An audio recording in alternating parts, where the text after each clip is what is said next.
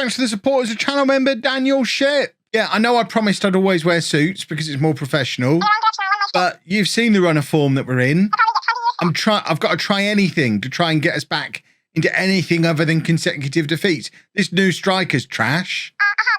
Yeah, and maybe the suits were unlucky. Who knows? We're even going back to the old Gegenpress 4-2-3-1. We're trying anything.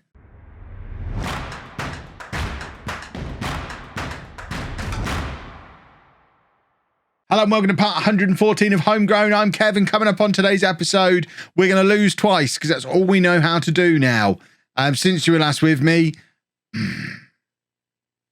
well, it was going so well as well. We were 2-0 up against Chelsea and then we had Peresato sent off and they got back into the game. And from that moment on, it just seemed to knock the stuffing out of us.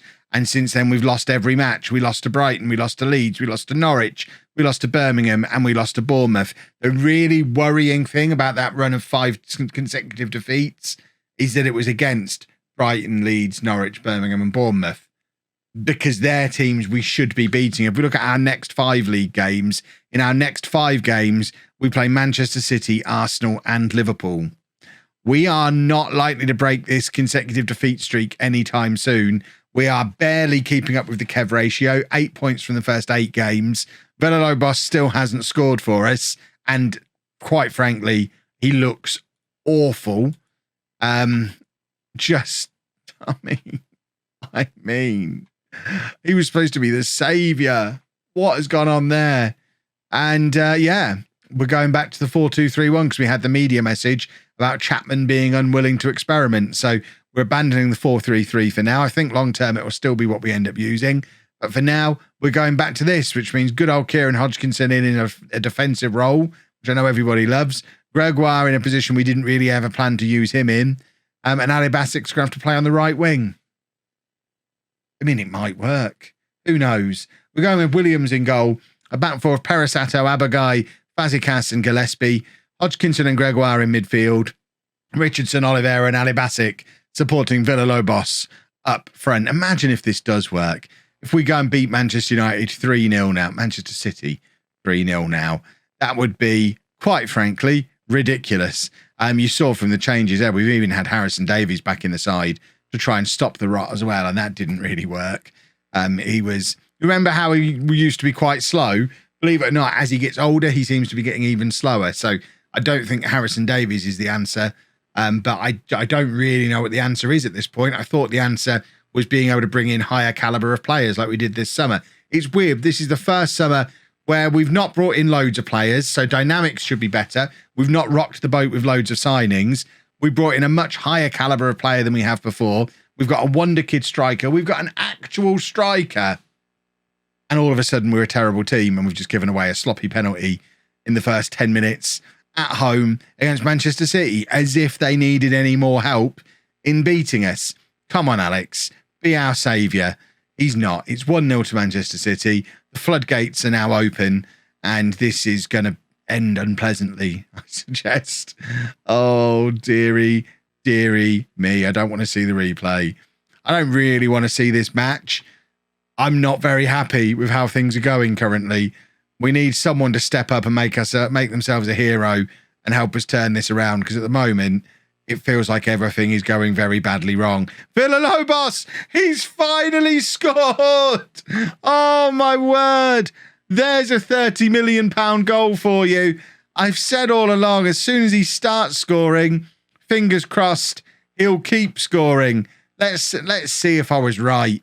Peresato as the inverted wing back, getting very central, adding as that extra man in midfield, made a lot of difference there. And LOLLUJO finally breaking his duck. First goal for the club in 9 attempts in all competitions.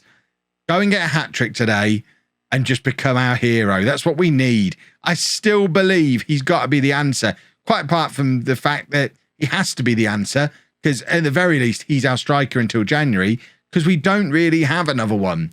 So it's got to be him. And he now finally has a goal. It's 1-1.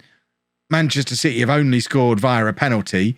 And you take that aside, and it's been a very, very evenly balanced game so far. Gillespie to Ali Basic. Ali Basic trying to play it back to Gillespie, but he couldn't get the cross away. Abagai finds Hodgkinson, though. And it's back to Fazekas and then Abagai again, who has nobody out on the left-hand side because Peresato and Richardson have both tucked in very, very narrow. Hodgkinson plays it through to Gillespie. Gillespie's in and forces the corner. This would be a nice time to score and go ahead for half-time. Richardson with the in-swinger can't beat the first defender. And now City have got the chance for a counter-attack from the corner. Do you remember when this used to happen all the time when we played this tactic? Well, it's happening again, but Kieran Hodgkinson is wise to it and gets back and gets the tackle in.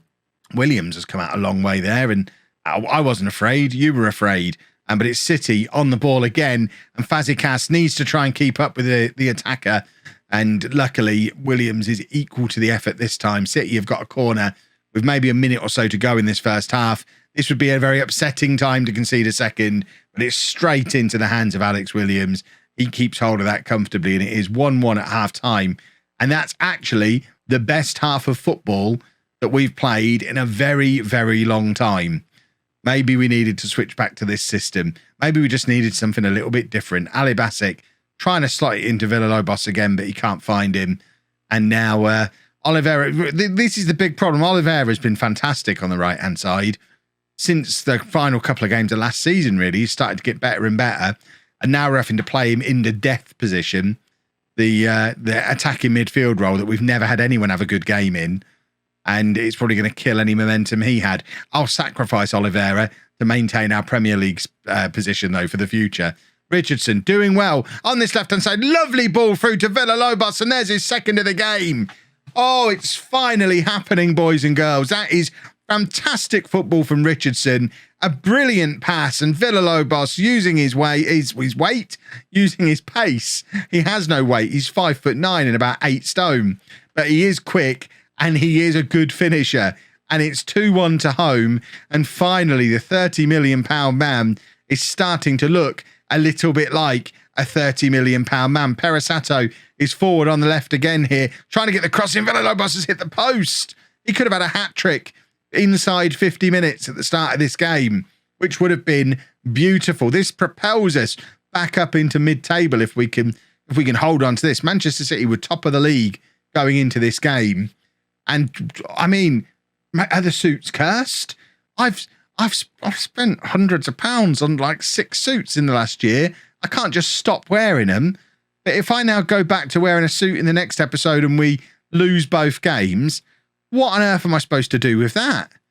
Right, we're going to bring Passotti on, and we're going to push Hodgkinson forward into that role where you lot all like him. Christian can come on the right hand side as well, and we'll change it to that for now. So Passotti a little bit more defence-minded in central midfield, and Hodgkinson, probably more than anybody in the history of the football club, has made attacking midfield not look like a nightmare position that nobody can do. Gregoire's having a terrible game. We don't really have anyone who can come on for him. See, at this point, I really want to drop back to a 4-3-3, but it might be cursed, so we're not going to. And we're going to take off Peresato, bring on Anderson, and yeah, just slot him in there like that. Abagai can go over to left back. What I would have liked to have done is put Abagai in front at the back four and just tried to hold on, but we've changed away from that tactic and it's working. Let's not immediately go back to it straight away, because that suggests I'm a crazy person who hasn't been watching the game. Abagai heading it clear, but there's nobody there to get onto the end of the clearance. Although there's an interception. Villalobos turns, plays Christian in. We've got men over here. That's a terrible, terrible pass from Christian. And it's just given the ball straight back to Manchester City. And now we need our defenders to be alert to this. What a save from Williams to keep us in it at 2-1. And then Gregoire gets it clear. Alex Williams doubters. What did you just see? That was a save that was worth 2 points to us come the end of the season. Incredible goalkeeping from Williams. And now Villalobos, all 5'9" of him, has won a header. And he looks like he's up for it now all of a sudden. Gregoire playing it into Christensen. Can he make up for his terrible pass from before? He's won us a corner. That's something. The corner wasn't good enough to warrant a highlight. But we have pulled off our first victory in, I think, 7 Premier League games. That is important. That is huge. Oh, my word, we needed that. Right, no changes into the Norwich game. Why on earth would we make changes? after we just won a football match for the first time in forever.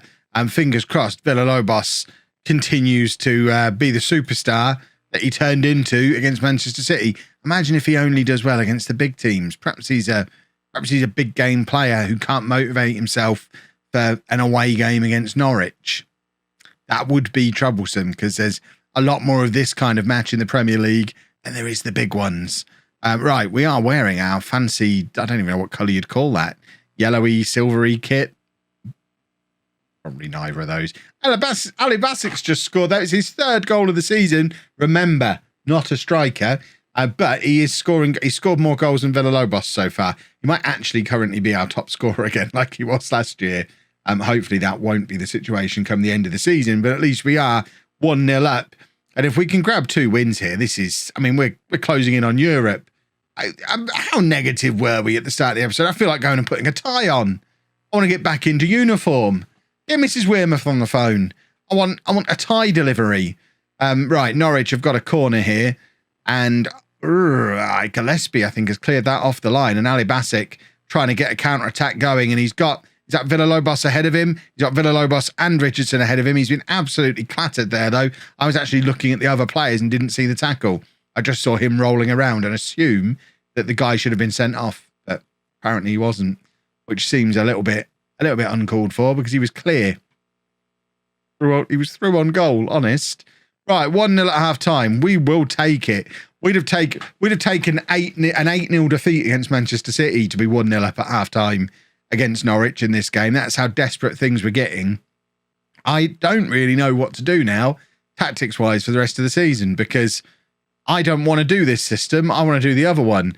I think having Passotti taken out of the team, I'd rather have Passotti in there than one of these other midfielders that we've got sitting in that deeper role. But maybe it just doesn't work. Abagai plays it out to Gregoire. Gregoire trying to find Ali Basic but can't find him. And now Norwich have got the ball back again and we need to deal with this. And Gillespie does deal with it relatively comfortably.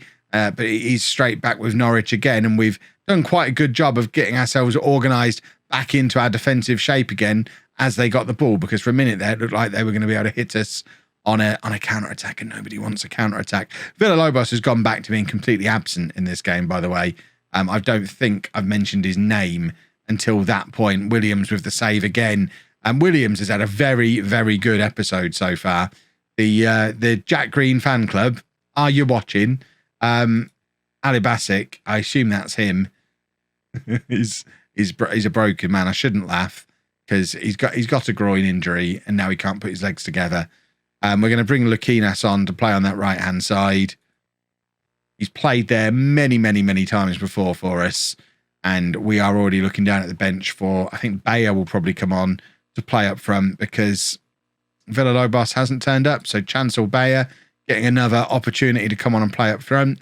And I am once again going to bring Passotti on in midfield for Oliveira, push Hodgkinson further forward. I guess we could potentially start with that as a 3. But I don't know. Is that, maybe that is the 3, but then Oliveira misses it. I guess Oliveira could play on the right, especially if Ali Basic is now injured. Oliveira could move back out to the right-hand side where he'd been doing very well before, and that might work. Is this our free kick? No, it's their free kick. Why was Hodgkinson all the way back there? He's supposed to be playing as the attacking midfielder now. That was a little bit too close for comfort. I'd like a second goal sometime around now, please, lads. At 1-0 up with a couple of minutes left.